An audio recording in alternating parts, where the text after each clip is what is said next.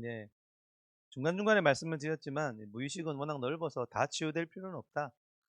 성경에도 무의식이 다 치유되지 않은 예가 많이 나오고, 사도 바울도 그죠? 3-4번 기도해도 회복되지 않는 무의식. 그렇게 저는 보거든요. 사도 바울은 회심 전에는 소시오패스에다가 살인자에다가 율법주의자에다가, 율법주의자는 늘 중독이 많다고 말씀드렸지 않습니까? 사도 바울도 사단의 가시를 뭔지는 몰라도 아무리 기도해도 뽑힐 수 없는 그런 우리의 마음이 있었기 때문에 우리가 뭐 다 뽑아내려고 하는 건 아니고요. 살다 보면 무의식은 결국 넘어지는 과정을 이제 필요로 할 수밖에 없다. 너무 많죠. 무의식이 미숙한 데가 너무 많아서 해도 넘어지고 잘 안 될 때가 많습니다. 넘어져야 빈 곳을 발견하기 때문에 예, 넘어지고 잘 안 되는 게 꼭 필요하다. 하지만 감사한 것은 우리가 다 누리지는 못해도 무의식에 이미 충만한 하나님의 임재가 있다. 하나님, 우리가 예수를 믿을 때 우리의 성화도에 따라서 우리가 경험을 못할 뿐이지 우리 안에는 이미 충만하게 하나님 모든 게 다 들어있기 때문에 이걸 우리가 이제 평생 찾아가는 과정이 성화일 것 같고요. 그래서 이런 그 이미 충만한 하나님이 있어서 늘 감사한 것 같습니다. 뭔가 더 충만하게 하기 위해서 외부로 또 뭔가가 더 들을 필요가 없는, 우리가 이제 기도할 때 성령님 오시옵소서라고 표현을 하지만 그죠, 이미 와 계시기 때문에 또 어디선가 성령이 오시진 않는 것 같아요. 신학을 안 해서 잘 모르지만 이미 예수 믿을 때 모든 내주하신 성함이 때문에 교회 안에 있기 때문에 뭔가 더 필요하지는 않는데, 그러나 우리 안에 있는 성령께서 이렇게 더 내가 그 성령과 동행하고 이렇게 이런 삶이 더 살아가는 과정 속에서 하나님을 더 찾아가는 시간은 필요하겠지만, 풍성함이 우리에게 이미 있다. 어 저는 이제 그 요건 좀 넘어가겠고요. 이것도 아까 다 설명드렸습니다. 미숙한 내 마음과 소통하자. 다 설명드렸고. 제가 목이 쉰 이야기 기억나십니까? 제가 20대 때까지 목이 쉬어 있었다고 말씀을 여기서 드렸나요? 아, 드렸죠. 예. 그 이유가 어릴 때 이제 그런 상처 때문에 그런데, 이거는 읽어보시고.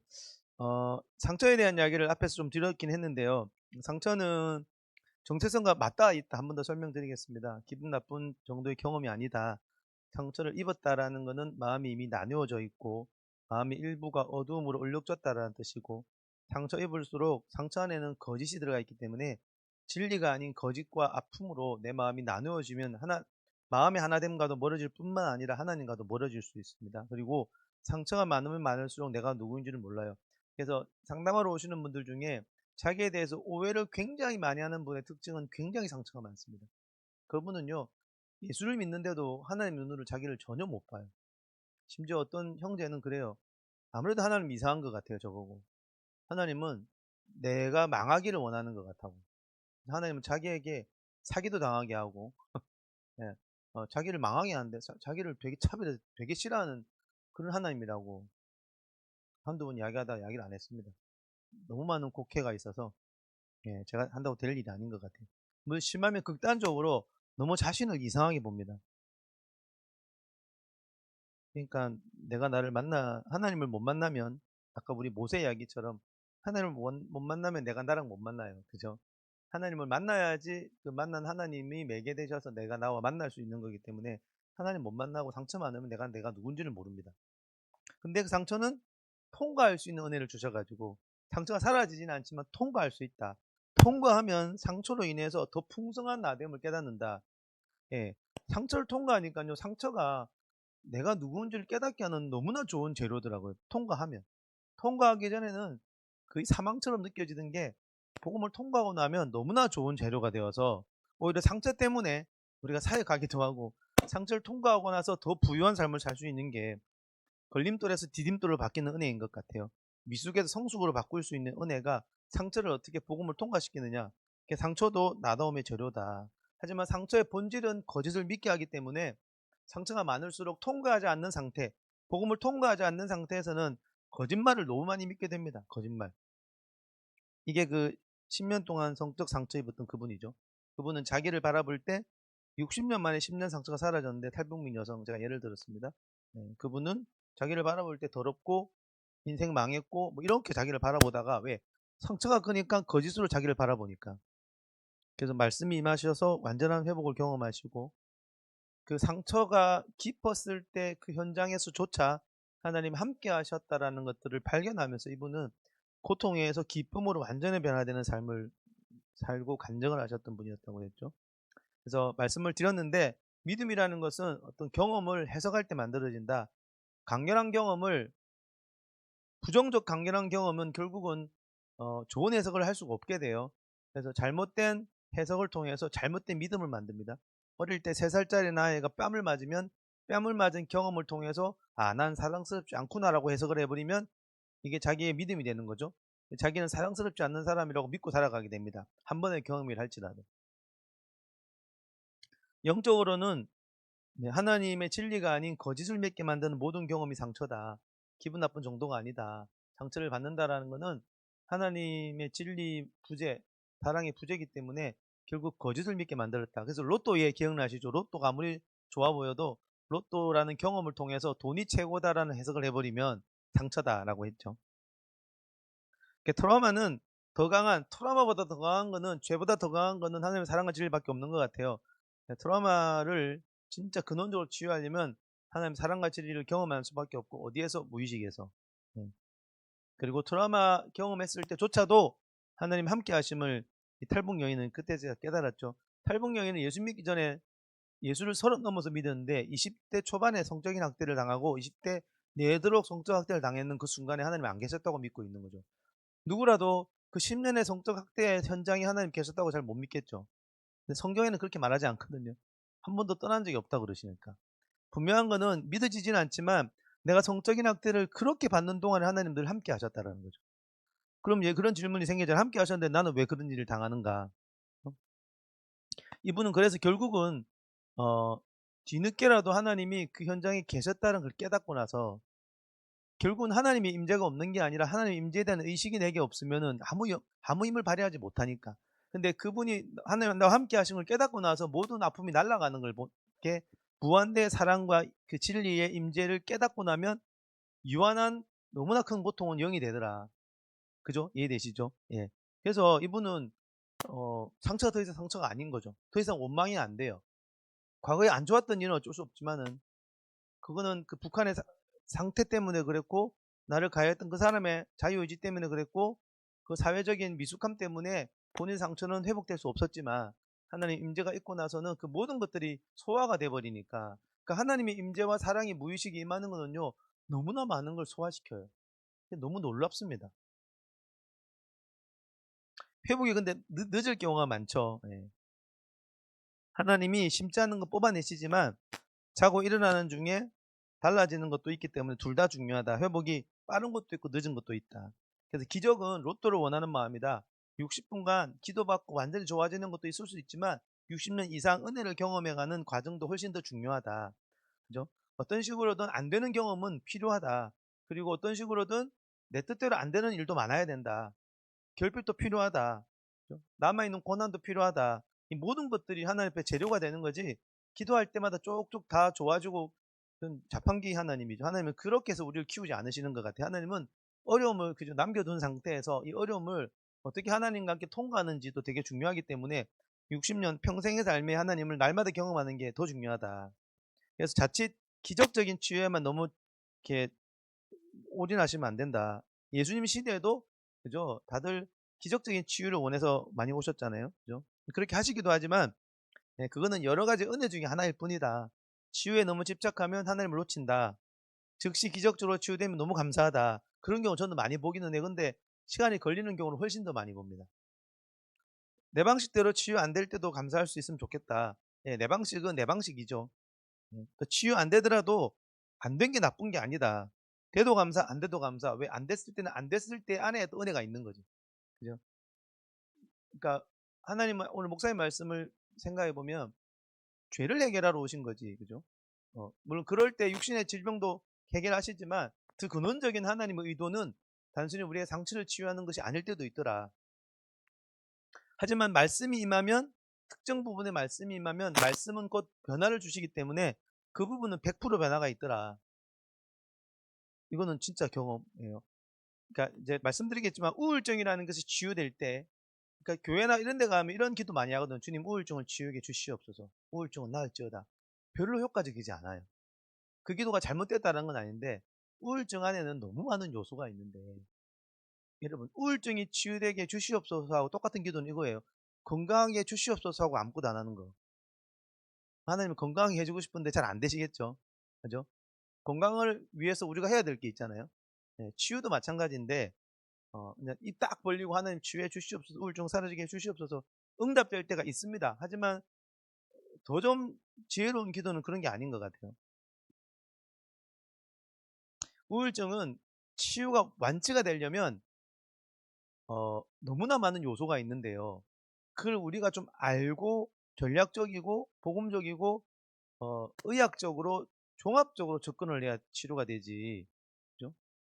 그래서 약도 먹고 기도도 하고 병원도 다니고 상담도 받고 종합 선물 세트가 들어가야지 치유가 되는 걸로 되어 있는데 자꾸 기도만으로 쇼부를 보려고 하면 실망만 커질 때가 많더라. 자, 만약에 100 가지의 원인이 있어요, 우울증에. 그럼 하나님이 한 가지에 딱 말씀하시면 한 가지가 사라지기는 해요, 여러분. 그걸 많이 경험합니다. 하나님 말씀하시면 즉시 그 부분 치유돼요. 근데 우울증의 100 가지 중에 한 가지잖아요. 99 가지가 남아있기 때문에 표가 안 나. 그래서 이거를 좀 더 효과적으로 더 해야지 우울증 자체가 사라질 때가 많습니다.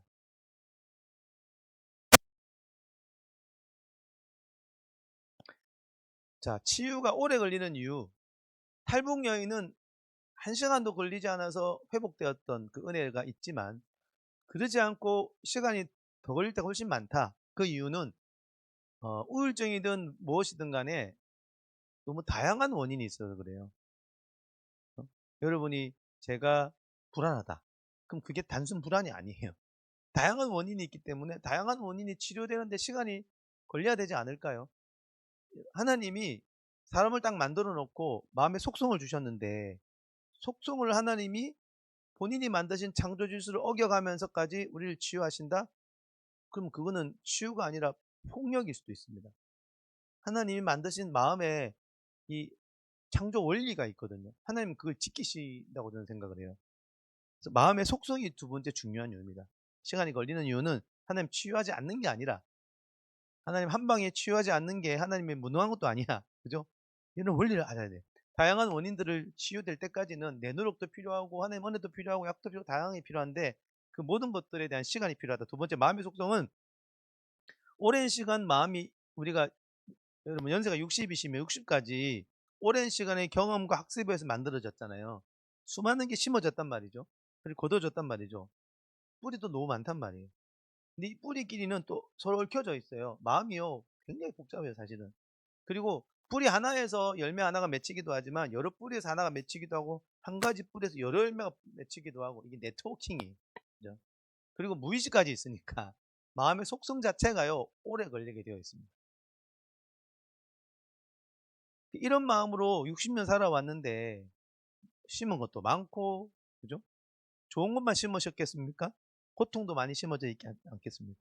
그러니까 이런 우울증이 발생되기까지는요. 어떤 분은 마흔에 우울증이 왔어요. 그러면 마흔에 우울증이 온 게 아니에요. 어릴 때부터 누적되어 있는 여러 가지 마음이 결국은 마흔에 우울증을 오게 만든 거거든요. 이 수십 년간의 마음의 어떤 성장이 한 번에 딱 사라지게 한다? 우리 죽습니다, 여러분. 한 번에 뭐가 회복이 싹 다 됐다? 우리 못 삽니다. 마음은 그렇게 뒤죽박죽 되면 큰일 나요. 예, 과정이 수십 년인데 한순간에 하나님 치유하신다? 이러면 굉장히 어려워지는 거죠. 물론 한순간에 치유하시는 데도 있다고 해요. 그건 또 제가 말씀드릴게요. 그리고 급작스럽게 치유를 우리가 못 견딜걸요, 아마. 마치 하나님을 우리가 보면 다 죽듯이. 하나님의 그 완전함을 우리가 경험하면 죽잖아요. 그죠? 기계가 아니기 때문에 뭔가 과정과 어떤 과정 속에서의 깨달음과 하나님을 의지하는 연습과 또 절망해 보면서 그 안에서 뭐 이런 여러 가지, 그죠? 그래서 하나님은 밑에 보시면 우리의 마음의 속성을 충분히 고려하고 인격적으로 존중하신다고 믿습니다. 하나님 스스로 만드신 마음의 질서, 사람이 그냥 만들어진 게 아니라 하나님의 그 이미지를 가지고 만들어졌기 때문에 하나님 다음으로 큰 존재가 단순할 수가 없는 거죠. 그래서 되게 배려하셔서 때로는 치유가 느리신 게 아닐까 그런 생각을 많이 합니다. 물론 당사자는 괴로워요. 그죠? 근데 정말 그 우울증 때문에 20년, 30년 고통하는 분들이 이야기하시거든요. 예, 그분들을 함부로 이해한다고 할 수는 없습니다. 진짜 고통스러운 시간을 보내요. 다 이유는 모르겠어요. 진짜 어떨 땐 하나님은 진짜 확 빨리 좀 치유해 줬으면 좋겠는데 그것도 안 되는 것 같고 씨름하게 되는 거. 그리고 일부 내 책임도 있기 때문에 내가 건강에 대한 어떤 것을 하지 않으면서 가만히 있는다고 치유되지는 않는 거죠. 습관적으로 내가 죄를 짓고 살아가는 게 있는데 그 습관을 깨닫고 애통해하고 책임을 지고 해야 되는 연습도 필요한데 그건 안 하면서 치유만 원하는 것은 키를 안 갖다 대는 거죠. 하나님 아무리 해주고 싶으셔도. 그렇죠? 그래서 많은 분들이요 병원 오기 전에 기도만 하는 분들이 아직도 많이 있으세요. 그리고 안 되면 하나님 원망하죠. 막 철야하고 금식하고 하는데 안 돼. 안 될 때는 이유가 있는데 하나님이 무능한 게 아닐 텐데 그죠? 뭔가 내 측에서의 이런 걸 좀 봐야 될 텐데 결국은 아무래도 치유 안 되는 것도 있습니다. 그죠? 예. 그거는 또 다른 은혜의 그 통로가 될 수 있기 때문에 꼭 치유가 돼야 된다라는 전제 조건은 아닌 것 같습니다. 치유되면 좋겠습니다. 그죠? 자, 세 번째 이유는 마음이라는 것 자체가 그런 섭리가 있고 통합되는 과정이 시간이 걸려요. 자, 마음은 상처 입은 마음 자체를 하나님 회복시키시기도 하고요. 상처 입은 마음이 그대로 있는데 건강한 옆에 있는 마음을 더 성숙하게 만드셔서 건강한 마음이 상처 입은 마음을 흡수하게 하시거나 상처 입은 마음과 건강한 마음을 연결하는 길을 강화하시거나 새롭게 만드시거나 마지막으로는 상처 입은 마음과 건강한 마음이 통합되고 더 나아가 영적인 마음으로 통합되는 좀 어렵죠. 그러니까 이제 무슨 말이냐면 이게 간단하게 말인 건데 우리 마음에 이게 이제 딱 그 명확하게 구분이 안 될 때도 있지만 건강한 마음이 있고 건강하지 않는 마음이 있거든요. 어중간한 마음도 있겠죠. 네. 이게 통합이라는 것을 생각해 보시면 건강한 마음이 여러분 커지면요. 건강하지 않는 마음을 이렇게 품어서 녹여내기도 하더라고요. 예. 간단하게 생각해 보시면 되죠. 예. 그리고 건강하지 않는 마음 자체가 회복될 때도 있어요. 세 번째는 뭐예요? 건강하지 않는 마음과 건강한 마음이 통합되려고 하면 원래 여러분 건강하지 않는 마음은 딱 단절하거든요. 원래 여러분의 상처 입은 마음은 나누어져서 어떤 어두운 방에 딱 혼자 딱 들어가 있어요. 상처 입는 방은 절대 빛 가운데를 안 나오고 싶어 합니다. 왜? 상처 안에는 거짓이 많아서 약간 사단적인 속성이 있어요. 쉽게 드러나고 싶어 하지 않고 숨어져 있어요. 그 무의식이 숨어 있잖아요. 마음 깊은 곳에 숨어서 안 드러난 듯 하면서 막 영향을 주거든요. 그 얘를 빛 가운데 드러낸다? 이게 잘 안 드러나려고 해요. 그래서 상처 입은 마음과 건강한 마음은 단절되어 있습니다, 보통은. 이걸 연결시켜 주는 거죠. 어, 제가 오늘 그 이제 운전의 사건을 예를 들어 보면요. 운전 사건 속에 오늘 운전 사건이 많이 나오네요. 상처 입은 어릴 때 마음에서 나오는 거는 미숙한 분노죠, 분노. 분노하는 마음이 있을 거고. 근데 제가 그 마음만 있지 않잖아요. 좀 성숙행도 좀 있잖아요. 그죠? 네. 그래서 기분 좋을 때는 할 수 있는 그 마음과 그 분노한 마음이 보통 이렇게 연합이 잘 안 되고 분리되어 있다가 그런 고통의 어떤 그 어려움을 만나면 이게 탁 올라와요. 상처 입은 마음이. 그죠? 그러면 제가 건강한 마음이 훨씬 건강하면 이 마음을 덥석받아서 품어주고 녹여내요. 그게 아니면 건강하지 않는 마음이 건강한 마음하고 소통을 해요. 대화를 한다든지. 예. 오늘 같은 경우 어떻게 했냐면 건강하지 않는 마음이 올라올 때 건강한 마음이 하나님 생각했어요. 건강하지 않는 마음이 하나님 생각 못 하거든 저는요. 건강한 마음이 하나님 생각했어요. 말씀을 생각했어요. 그래서 밑에 있는 영적인 마음을 주신 것들을 건강한 마음과 함께 상처의 마음과 통합을 한 거예요. 이해되시나요? 설명을 하자면. 네. 그러니까 결과적으로 기쁨과 평안이 오죠. 그죠? 간단한 예지만 이런 식으로 마음이 통합되는 과정이 너무나 많지 않겠습니까? 그다음 네 번째 시간이 걸리는 이유 무지와 불신앙. 그렇죠? 오늘 우리 그 품꾼의 하나처럼 계속 누가복음 당자가 잘한 거는 돌아온 거지 않습니까? 근데 아직도 그 돼지우리에 있는 마음이 있을 거 아니에요. 그 고아처럼 계속 살아가고 싶은 계속 하나님 거절하고 기대를 안 하는 거죠. 여러분 무의식적으로 치유받기를 거절하는 마음도 우리에게 되게 많습니다. 오히려 무의식에 있는 죄된 마음일수록요 하나님 빛을 싫어합니다. 그리고 빛 가운데 안 나오고 싶어 해요. 그리고 거부를 합니다. 내 마음인데 거부해요. 구체적인 방법을 시도하지 않으면 그렇죠? 계속 힘들겠죠. 그래서 즉시도 중요한데 적시가 더 중요하다. 필요한 시간을 통과하게 하시고, 하지만 이 탈북 여인처럼 비교적 빨리 회복되는 경우 몇 가지 이유가 있습니다. 그분은요, 마음의 준비 상태가 좋은 밭이었어요. 10년 넘는 동안에 그토록 죽도록 성적인 학대가 뭐 한두 번이었겠습니까? 셀 수 없이 당했거든요.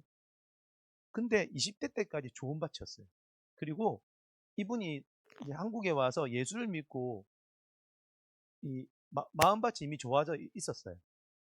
이미 준비된 사람이었어요. 그러니까 심어졌고 자라고 있다가 제가 갔을 때 열매를 거둔 거예요. 하나님이 여러 가지 삶을 통해 그분을 준비했다가 60분 기도 후에 회복된 거죠. 언뜻 보면 제가 한 것 같잖아요. 아니에요. 그분도 이미 준비했고 하나님이 섭리했고 기도가 마지막 결정타를 날린 거죠. 주 원인을 해결했기 때문에 좋아졌어요. 그분은 그 첫째 성적인 학대가 제일 컸기 때문에 그 메인 원인을 딱 해결하니까, 원인이 100가지면 다 해야 되는데 이분은 원인이 종류가 비슷한 한두 가지밖에 없었던 거죠. 다행히. 성적인 학대, 단일 종류의 원인이 그 뜻이에요. 이분은 20살 때까지 제가 들었을 때 비교적 잘 자라셨대요. 부모의 사랑도 잘 받고. 네, 어릴 때 자원이 어쩔 수 없이 중요한 것 같습니다. 그 다음에 이도저도도 설명할 수 없는 하나님의 또 주권적인 이유가 있겠죠. 이건 우리의 영역은 아닌 것 같습니다. 그래서 빨리 회복되는 경우, 더딘 경우 다 있다. 특히나 정체성과 맞닿아 있는 영역은 더 시간이 걸리는 것 같습니다. 하지만 전혀 변화 없는 60년도 있는 분이 계실까요? 그럴 수 있을 것 같아요.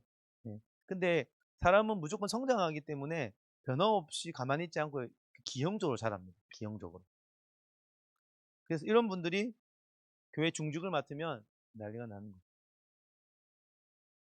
이제 아내 이야기를 해야 되는데요. 눈치를 보고, 네, 네, 네. 세상에 가장 무서운 건 하나님이 아니던데요. 네. 농담입니다, 농담입니다. 네. 제 아내가 이제 꽤 됐죠.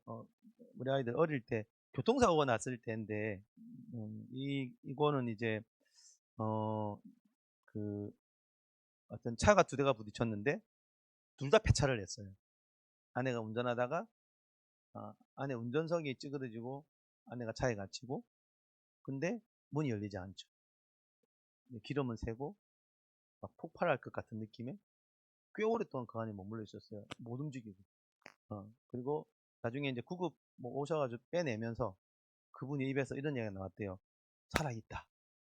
그러니까 밖에서 볼 때는 죽어도 이렇게 안 이상했던 사고로 보였나 봐요. 내 안에는 염자만 좀 많았지 괜찮았거든요. 네. 그 사건을. 근데 이제 그날 이후로 아내가 이제 일주일 만에 5kg가 빠지고, 흔히 말하는 외상후 스트레스 장애와 우울증에 빠졌죠. 아내가. 그리고 그럼 이제 사람도 못 만나죠. 밥도 못 먹고. 제가 정신과 의사니까 외상후 스트레스 장애 맞는 것 같고 우울하기까지 했으니까. 그래서 이제 약도 좀 먹고 했는데 이 차도가 별로 없었어요. 그러다가 하나님 마음 주셔서 둘이 같이 한 80분 동안 기도 사역을 했습니다. 앉아가지고 앞에서 말씀드렸던 그 기도하는 형태 사역을 했죠. 그래가지고 여러분, 교통사고는 제일 무서운 게, 교통사고는 끝났는데 내 심리적 현실에서는 계속 이 사고가 일어나고 있어요. 차는 아예 못하죠. 대인관계도 안 되고 연락 오면 되게 두려워하고 그랬던 상태이기 때문에, 아내가 근데 이제 처음부터 계속 기도하고, 아내가 여기 앞에 있지만 진짜 하나님 앞에 기도를 계속했지만 이게 교통사고가 너무 크니까 이게 잘 안 느껴지는 거죠. 다루는데, 자, 이런 사고는 결국은 트라우마지 않습니까? 트라우마는 거짓을 믿게 만들고 고통스럽죠. 같이 기도하는데 하나님이 처음에 보여주셨던 게, 사고를 통해 죽을 것 같다라는 생각이 있었어요. 그럴만하죠. 죽을 것 같다는 생각이 있었는데 사실 죽었어요, 안 죽었어요? 그 사고는 죽을 사고는 아니었어요. 생명은 죽게 달려있는데 사고에 달려있지 않지만, 그러나 사고를 당하는 입장에서는 죽을 것 같죠. 그 생각이 있으면요, 공포감이 얼마나 밀려오겠습니까? 그 사고를 통해 죽을 것 같다는 생각이 있는 걸 발견했어요. 기도했어요. 간단하죠. 하나님, 이 무의식의 생각 말고 진리를 깨닫게 해달라고 기도했어요. 그럼 하나님 어떻게 하시죠? 진리를 깨닫게 하시죠. 그래서 깨닫게 해주셨어요. 내가 너 보호하고 있다. 그게 경험적으로 깨달아졌어요.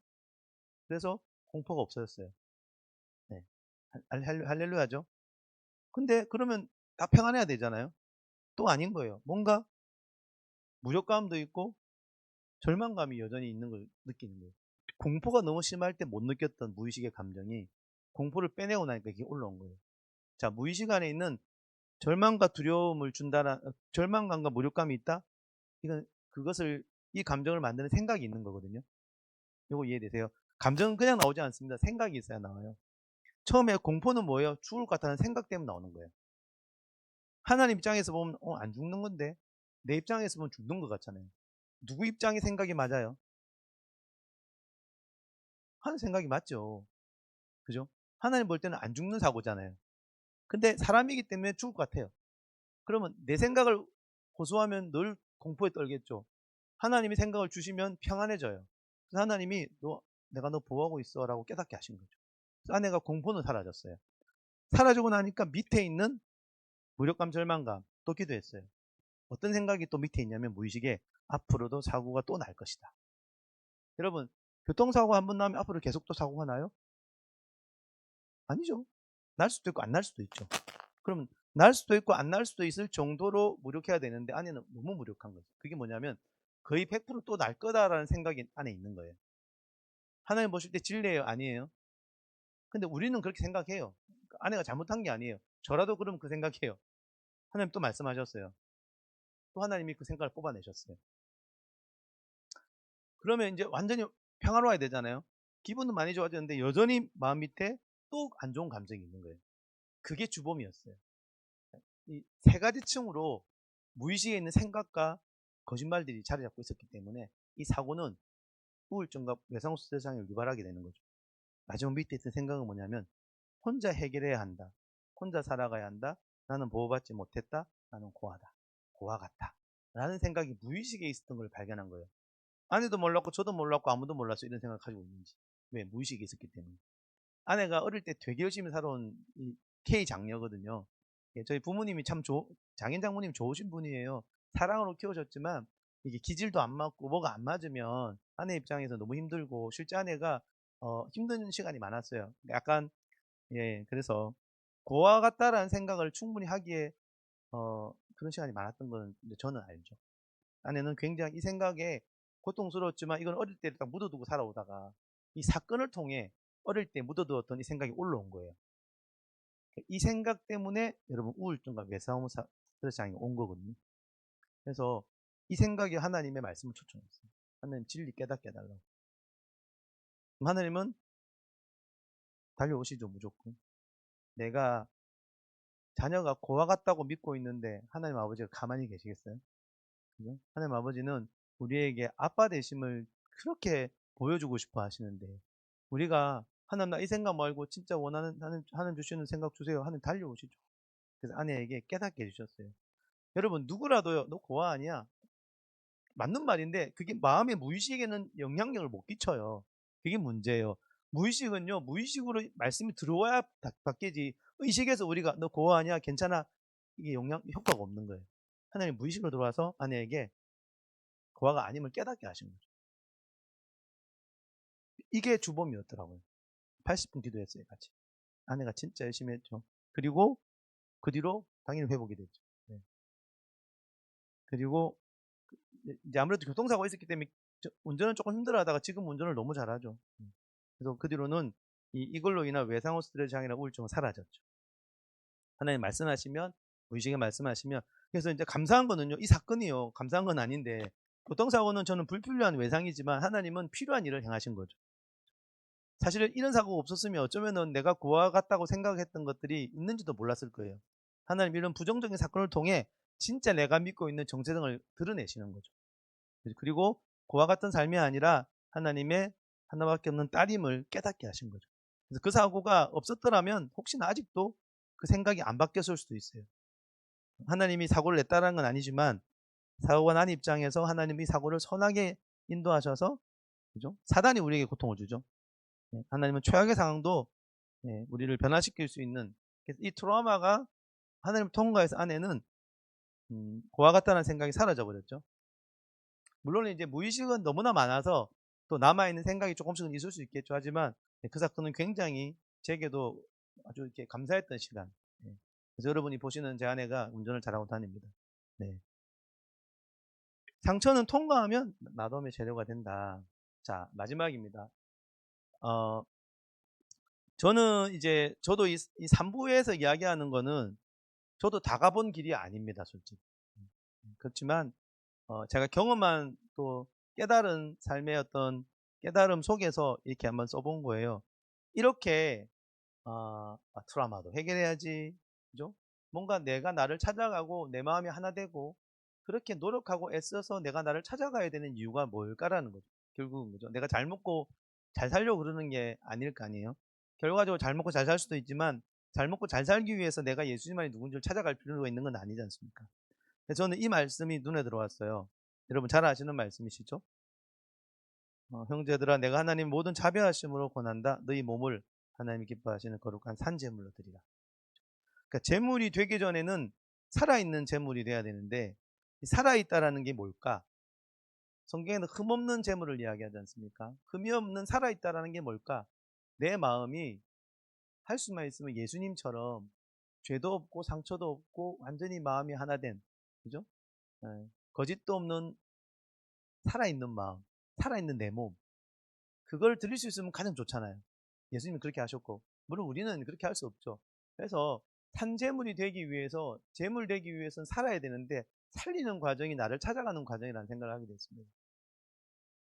그냥 편안하게 살아가는 거 말고, 진짜 하나님 안에서 내가 누구인지를 무의식까지 깨닫고 세상에 빼앗겼고 죽어있는 마음을 살려서 가능하면 마음이 하나 되게 만들고 말씀으로 그렇게 살아난 나를, 그 다음에 뭐예요?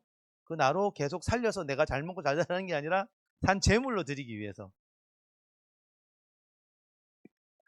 나를 친밀하게 만나고 더 알아가고 말씀을 통해 내 마음의 구조를 친밀하게 성장시켜야 되는 이유, 내 기질을 파악을 해서 하나님 앞에 어떤 자녀인지를 깨달아가는 이 여정의 목적, 내 약점도 수용하고 사랑하고 하나님 눈으로 나를 바라봐야 될 이유, 내가 나와 더 하나 되어 생명력을 누려야 될 이유, 영혼중의 성장을 이루어가야 될 이유, 내 마음의 기쁨과 평안이 자꾸 넘치도록 해야 될 이유, 내가 나다워져 가는데 방해되는 상처를 자꾸 해결해야 될 이유, 그래서 무의식의 치유와 회복이 필요한 이유, 잘 먹고 잘 사는 게 아니라 뭐라고요?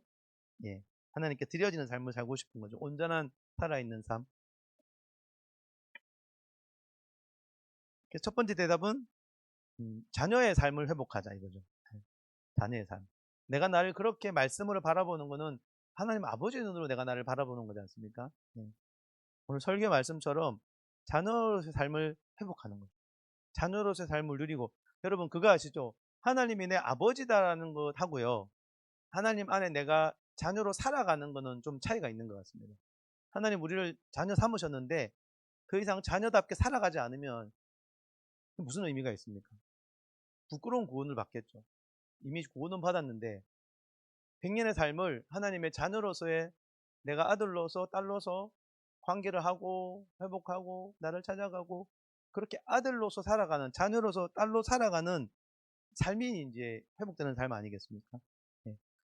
그렇게 나를 회복해서 두 번째, 산제사, 자원하는 종이 되어 제물로 드리면 좋겠다. 이 제물을 드린다는 게 꼭 순교 이런 건 아니겠죠. 그래서 핵심 키워드는 자원함과 나의 전부라고 저는 생각을 했습니다.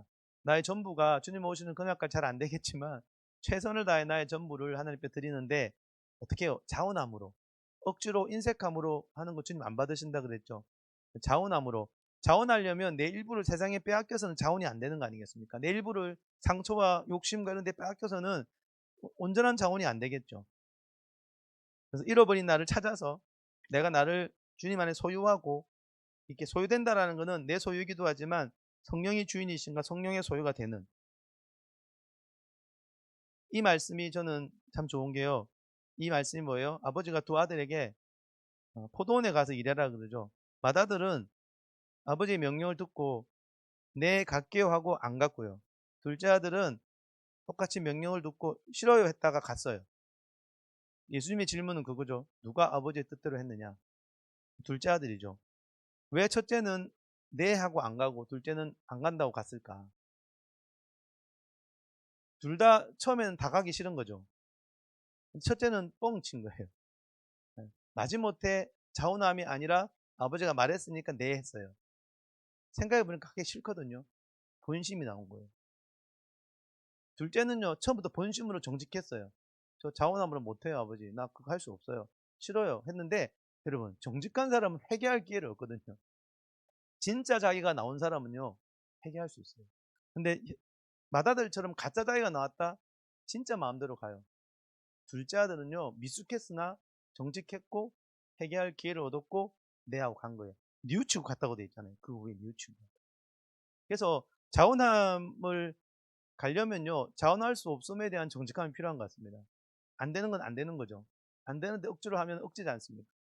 근데 이 안 되는 걸 계속 안 되는 데 두지 말고, 안 되는 게 둘째 아들처럼 뉘우치고 가려면 이제 앞에서 말했던 그런 과정이 좀 필요한 게 아닐까.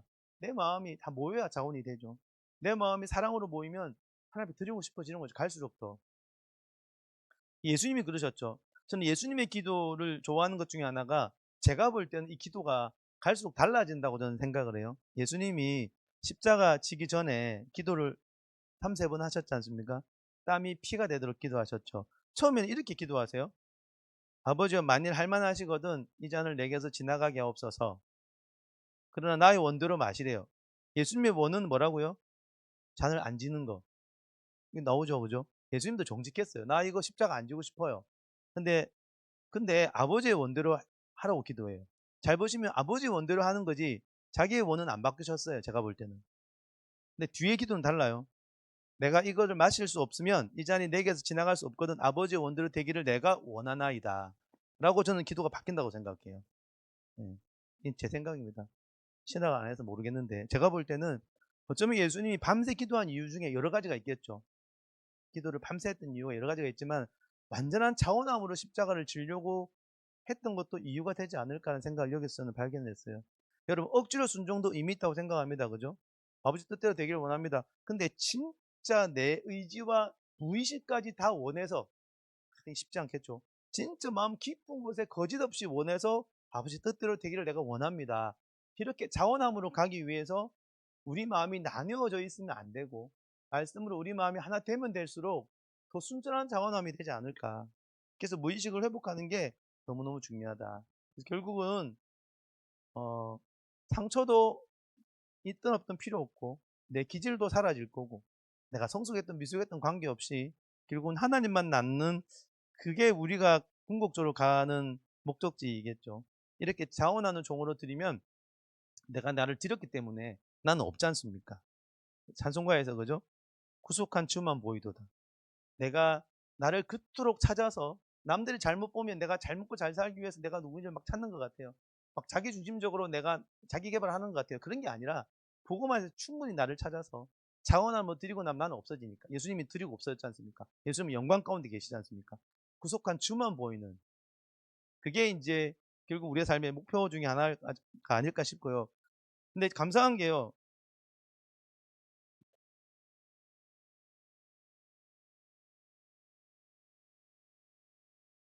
이런 삶을 살아갈 때까지는 계속해서 내가 나를 찾아가고 아들됨과 딸됨을 누리고 권세를 누리고 내를 찾은 것을 하나님 앞에 드리는 이런 시간이 있어야지. 그러니까 자녀로 살아보지 않으면 종이 뭔지를 모르고요. 종으로 살아보지 않으면 영광에 대한 갈급함이 없을 것 같아요. 자녀로 충분히 회복이 될수록 드리고 싶어질 것 같고, 그 하나님 앞에 드리고 나면 종으로 살면 살수록 하나님 영광에 대한 갈급함이 더 생기지 않을까. 그리고 드렸을 때 하나님 영광만 가득한, 내가 누구인지는 전혀 의미가 없어지는. 근데 감사한 거는 하나님도 우리한테 그러시는 것 같아요. 우리 눈에 하나님만 보이면 하나님 눈에 우리만 보일 것 같아요. 오늘 우리 찬양한 게 예수 어린 양 존귀한 이름 했잖아요. 하나님 우리한테 반대로 부를 것 같아요. 민철 내 아들 존귀한 아들 뭐 이렇게. 예, 하나님도 우리 없이는 못 사시는 분이니까. 우리도 하나님밖에 없지만 하나님도 우리밖에 없는 그런 찬양으로 우리를 사랑하고 품지 않으실까. 우리를 되게 존귀 여기는, 그런 마음으로 우리를 품으시지 않을까 그런 생각으로 책을 마무리했습니다.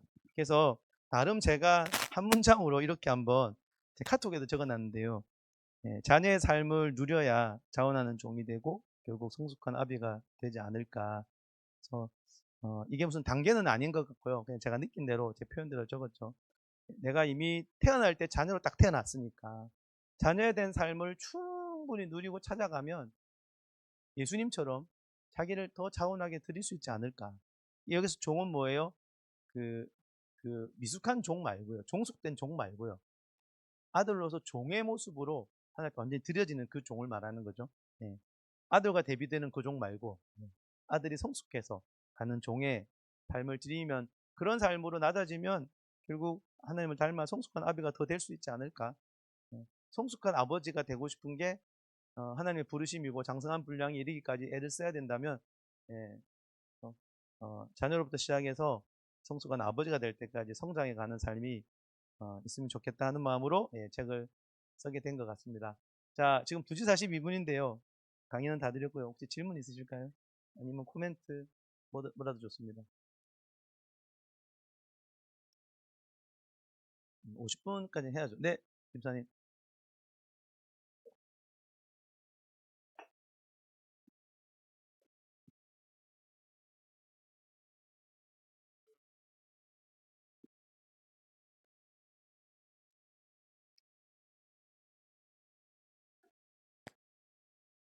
아, 네, 네, 네, 네, 네.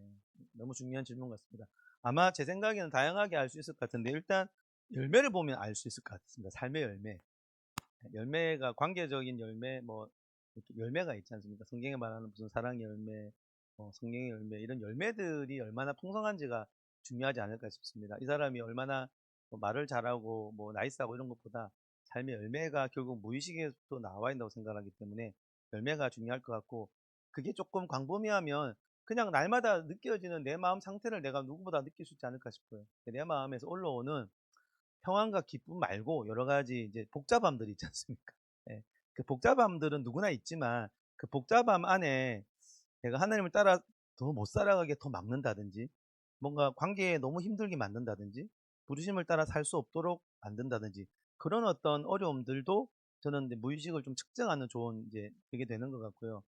더 간단하게 보면 아무 일도 없을 때 그냥 가만히 있을 때 내 안에 느껴지는 감정 상태도 중요한 잣대가 돼요. 그래서 무의식은 다 문제가 있어서 이제 다 이런 게 있을 거예요. 그래서 이제 그런 게 느껴지고 찾은 그 한 가지를 다루시는 시간이 있으시면 그 다음 단계로 또 열리면 또 다루고 안 열리면 안 다루고 살아가다 보면 특히 이제 그 열매라는 게 이제 집에서 잘 드러나니까 저는 집에서 욱하는 게 드러난다 그랬잖아요. 그 욱에 대한 무의식은 아직 이제 갈 길이 먼 거죠. 딴 거는 모르겠는데 저는 계속 그 부분을 다루고 있는 것 같습니다. 그래서 삶의 열매라든지 아무 일도 없을 때 감정 상태라든지 그런 것을 보시면 좀 알 수 있지 않을까 싶습니다. 감사합니다. 네, 네, 네, 네.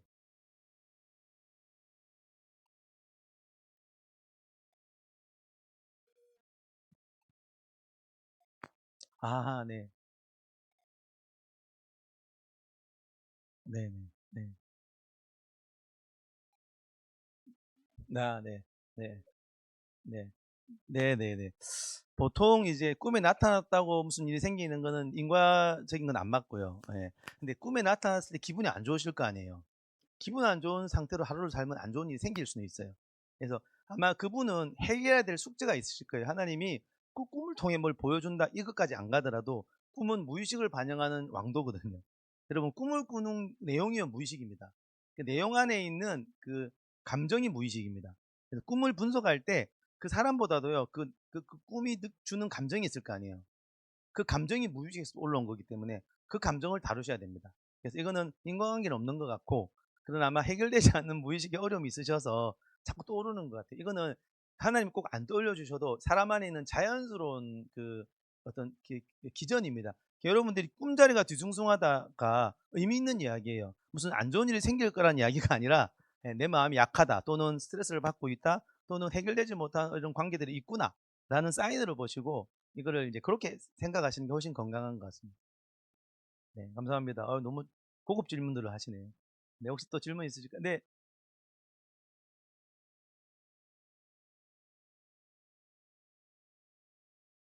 네.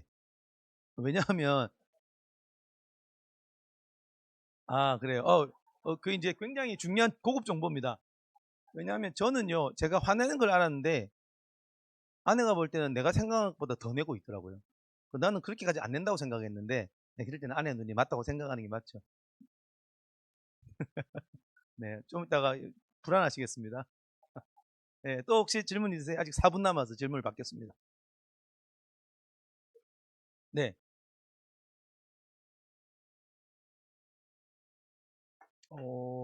너무 또 고급 질문이네요. 이게 기질에 따라 무의식에 더 자리를 잡는다기보다도 기질에 따라 좀 취약한 무의식의 생각은 확실히 다른 것 같아요. 그리고 이제 이런 거는 맞아요. 신체형이라고 제가 강의 때 했던 분들은 그 신체적인 어떤 부정적인 경험을 통해 무의식이 더 안 좋아지고요. 그죠? 이해됐죠? 왜? 신체가 섬세하기 때문에. 네, 그래서 신체형들은 교통사고 같은 게 좀 굉장히 힘들어요. 근데 신념형 같은 저는요, 교통사고보다도요, 정신에 어떤 충격이 될 만한 사건이 훨씬 무의식의 자리를 잡아요.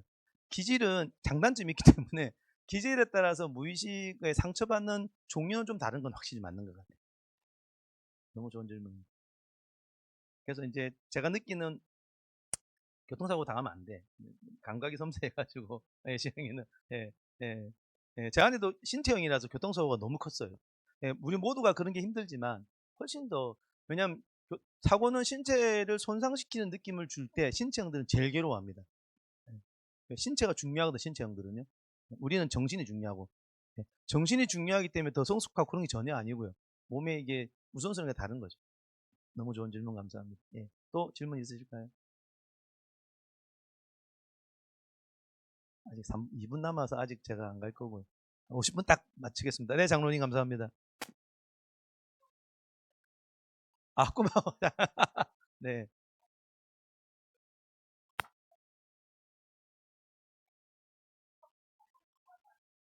알겠습니다. 네,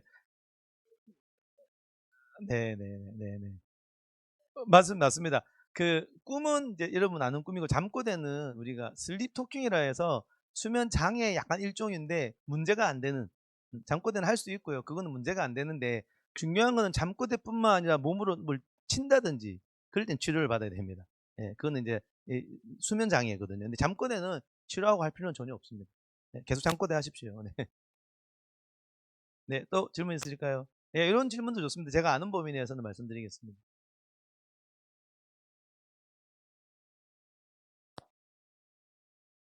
예, 질문을 주고받는 게 더 좋은데, 그렇죠?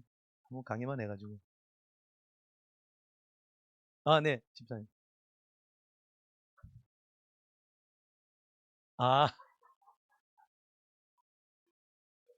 아, 그래요. 이게 만약에 이렇게 누가 다칠 정도면은 이게 수면 장애이기 때문에 조금 치료하면 좋겠는데 욕을 하는 거는 내용이니까 잠꼬대는 괜찮. 욕을 하는 거는 마음 안에 분노 같은 게 이제 아직 좀 남아 있지 않을까. 예. 그래서 혹시 옆에 계신 분 무슨 욕을 그렇게 하시던가요? 대상이 있을까요? 노코멘트 하셔도 됩니다. 음. 그렇죠. 이제 네, 회사 사람들, 네, 뭐 다 나왔네요. 이조주 집사님이 성향이 외향적이고, 그러니까 화를 내더라도 외부로 내시는 분이거든요. 충분히 장꼬대가 그럴 수 있을 것 같고, 예, 기억이 잘 안 나는 이제 아내 집사님 이야기를 들어보니까 뭐 괜찮은 정도 같습니다. 네, 또 없으면은 이제 마무리해도 되겠습니까? 네, 3주간 너무 수고하셨습니다. 즐거운 시간이었습니다. 감사합니다.